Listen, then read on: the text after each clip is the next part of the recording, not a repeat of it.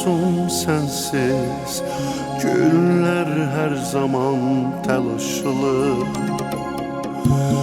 Yanlış nerede, aklım sende. Suçum neydi sormadım.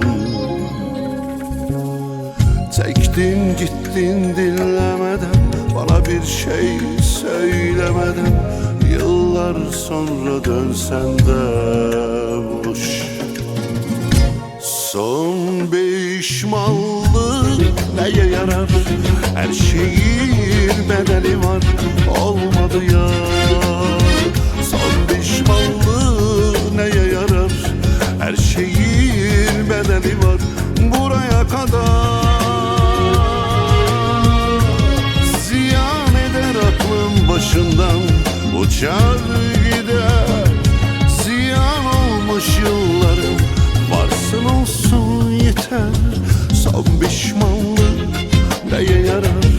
Her şeyin bedeli var, olmadı ya. Son pişmanlık neye yarar? Her şeyin bedeli var, buraya kadar.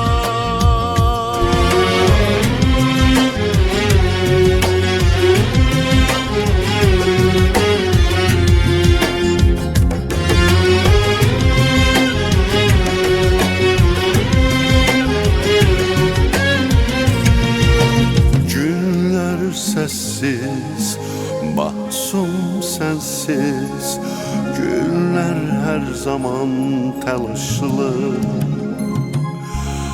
Yanlış nerede, aklım sende. Suçum neydi sormadım. Çektin gittin dinlemeden, bana bir şey söylemeden. Yıllar sonra dönsen de